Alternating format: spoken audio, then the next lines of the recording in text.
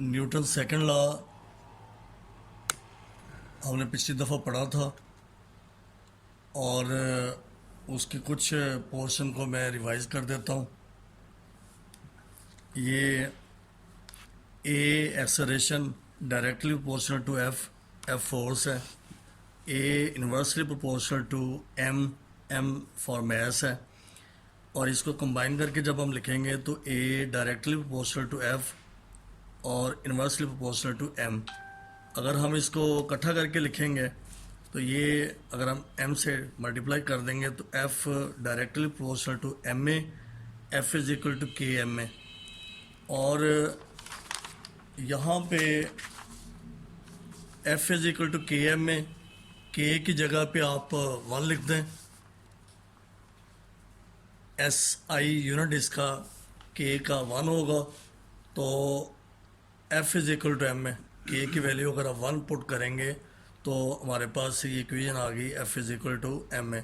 तो ये थोड़ा सा मैंने दोहराना था कि सेकंड लॉ की ये इक्वेशन है f is equal to m में। आज हम शुरू कर रहे हैं Newton third law, Newton physics 9वीं क्लास की physics, Punjab text book board, और उसका आर्टिकल है Newton third law of motion. तो सबसे पहले आप डेफिनेशन को देखें।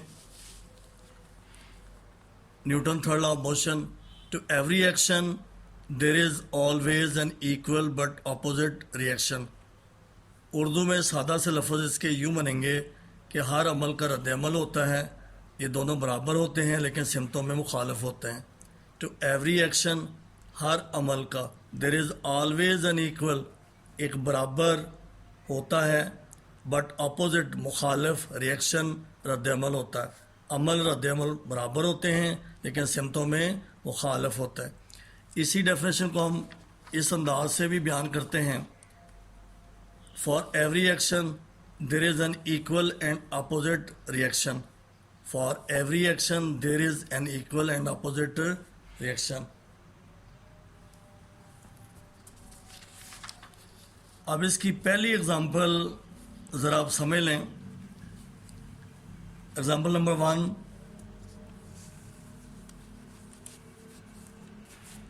The propulsion of fish through water, यानी मछली का पानी में तैरना। अब फ़िश की स्ट्रक्चर का आपको इल्म होना चाहिए कि फ़िश उसके कॉर्डल फिन होते हैं, डॉर्सल फिन होते हैं, वेंट्रल फिन होते हैं, लेकिन हम यहाँ पे जिनका ज़्यादा तज़किरा करेंगे वो उसके फिन हैं जो साइडों पे होते हैं, जो लेटरल फिन है। ये फिन क्या करते हैं? A fish push water bye fins, मछली फिन्स के ज़रिए पानी को पीछे धकेलती है। ये उसका एक्शन है, ये उसका पानी के ऊपर क्या है? एक्शन है। यहाँ पे जो फिन लगे हुए हैं ये क्या करते हैं? पीछे की तरफ मूव करते हैं वाटर को, और ये एक्शन होगा। फिर इसके बदले में क्या होगा? वाटर पुश दी फिश, और पानी जो है मछली को आगे धकेलेगा।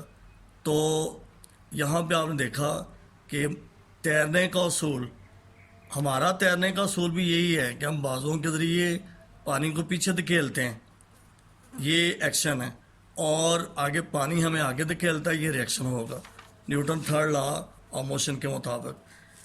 एग्जाम्पल 2 को देखें। फ्लाइंग मोशन ऑफ बर्ड्स, परिंदों का उड़ना। अब जो फैदर्स होते हैं, विंग्स होते हैं बर्ड्स के, उनकी मूवमेंट जब नीचे डाउनवर्ड होगी ये एक्शन होगा, और उसके बदले में एयर जो है वो रिएक्शन देगी और उसको ऊपर उठाएगी, ये उसका रिएक्शन होगा। The wings of bird push air downward, air push the bird upward, और ये क्या होंगे? म्यूचुअल इंटरेक्शन होंगे, यानी एक एक्शन होगा दूसरा रिएक्शन होगा, ये दोनों अपोजिट इन डायरेक्शन होंगे। लीजिए एग्जांपल नंबर 3 हम डिस्कस करते हैं।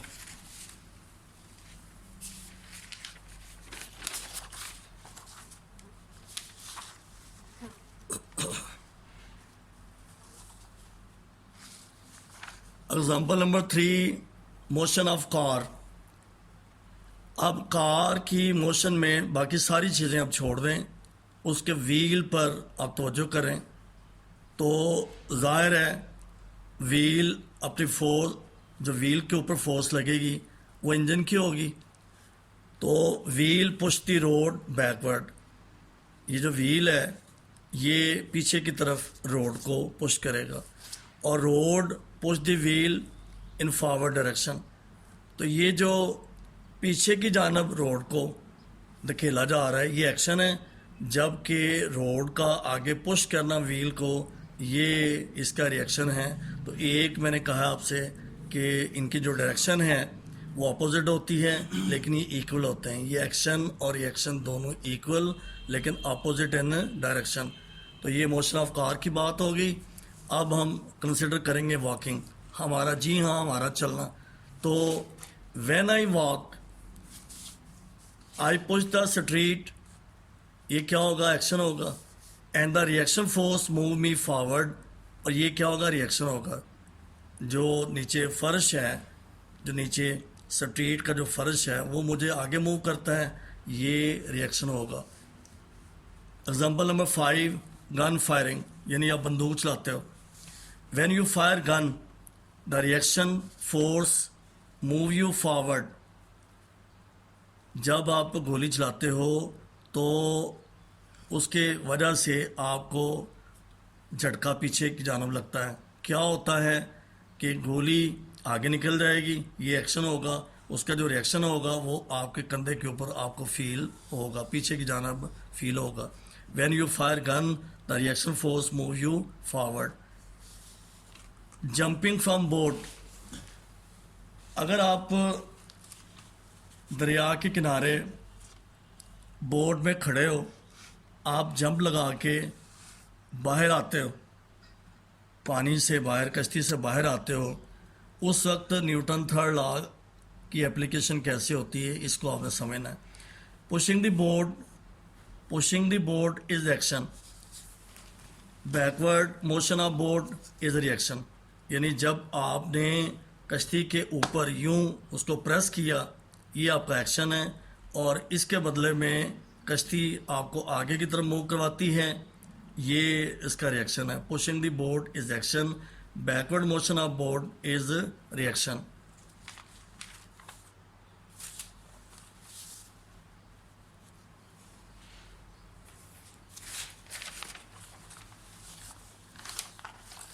एग्जाम्पल नंबर 7, सपोज कीजिए कि एक बॉल टेबल के ऊपर पड़ी हुई है, एक बॉल टेबल के ऊपर पड़ी हुई है।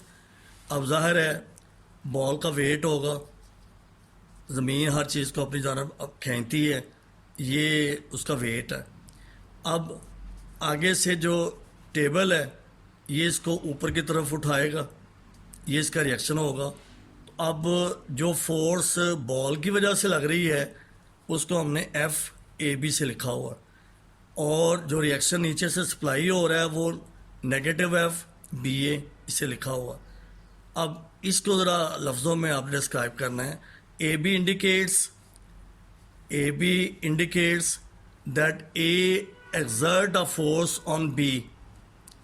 B यहाँ पे टॉप ऑफ टेबल है, A ये बॉडी है, ये ऊपर जो पड़ी हुई है। AB indicates A exert a force on B, ये एक्शन फोर्स है। And BA indicates B exert force on A, reaction force. यानी ऊपर से एक्शन फोर्स होगा, नीचे से रिएक्शन फोर्स होगा। ये दोनों इक्वल होंगे लेकिन अपोजिट इन डायरेक्शन होंगे। यहाँ आप देखें कि F को हमने पॉजिटिव से सिंबल से ज़ाहिर किया हुआ है, इधर F को नेगेटिव सिंबल से ज़ाहिर किया हुआ है। Example number 8, rocket travelling through space, के स्पेस के अंदर रॉकेट जा रहा है और ये कैसे मूव करता है, न्यूटन थर्ड लॉ के मुताबिक हम इसको एक्सप्लेन कर रहे हैं। When engine of rocket fires it is the action, the rocket motion is due to reaction, और इसके रॉकेट की मोशन जो है वो इसके रिएक्शन की वजह से है। दोबारा इसको समझ लें कि उसके अंदर गैसें मौजूद हैं, जो फ्यूल उसका है जब जलेगा, इंजन का फ्यूल जलेगा वो पीछे की जानब निकलेगा, ये रिएक्शन एक्शन होगा, और इसके बदले में रॉकेट ऊपर की जानब मूव करेगा, ये उसका रिएक्शन होगा। Example number 8, rocket travelling through space, इसकी बात होगी। अब हम example number 9, force of fingers on wall. फ़र्ज़ करें कि हम दीवार के ऊपर ऐसे दबा रहे हैं उंगली के साथ, तो ये मेरा दबाना ये एक्शन है, और इसके बदले में दीवार आगे जो करेगी वो उसका रिएक्शन होगा। ये दोनों आपस में इक्वल होंगे लेकिन अपोजिट इन डायरेक्शन होंगे। ये एक्शन होगा, ये रिएक्शन होगा। एक्शन की डायरेक्शन इधर है और रिएक्शन की डायरेक्शन इस तरफ है। Force of fingers on wall ये एक्शन है, force of wall on finger ये रिएक्शन है। नंबर 9 के बाद अब एग्जांपल नंबर 10 आ गई। फ़र्ज़ करें कि आपके पास एक बॉल है और उसको आप यूँ नीचे ज़मीन के ऊपर फेंकते हो और ये टकरा कर फिर ऊपर उछलती है। Ball hit the ground. ये कैसे है? Newton third law of motion के मुताबिक हम इसको एक्सप्लेन कर रहे हैं। तो बॉल की मूवमेंट जब डाउनवर्ड है ये एक्शन है, जब ये ज़मीन के साथ टकराता है इस वक्त ये क्या होगा? उसका एक्शन है।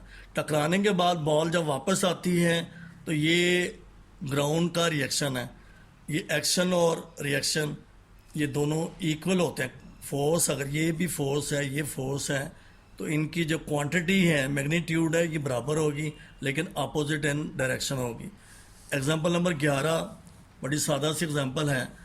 आप एक बैलून को लेके उसमें एयर फिल कर दें। जब एयर फिल हो जाए तब आप उसको छोड़ दें।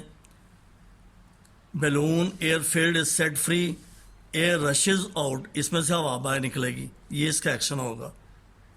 अब एयर जो है वो पीछे की जानब जा रही है, ये इसका एक्शन है, और रिएक्शन के तौर पे बैलून आगे की जानब जाएगा, ये इसका रिएक्शन होगा। बैलून मूव फॉरवर्ड, ये इसका क्या होगा? रिएक्शन होगा।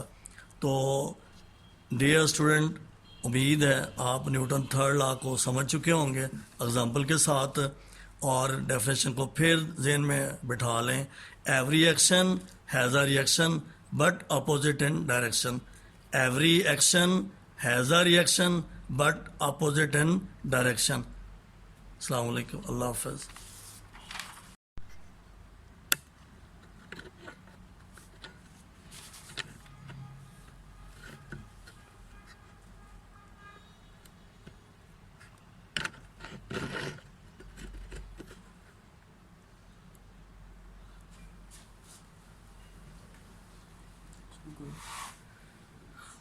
डियर स्टूडेंट, अस्सलाम वालेकुम। ये पीछे 5वां पॉइंट जो था गन फायरिंग वाला, उसको मैं ज़रा दोबारा फिर एक्सप्लेन कर रहा हूँ।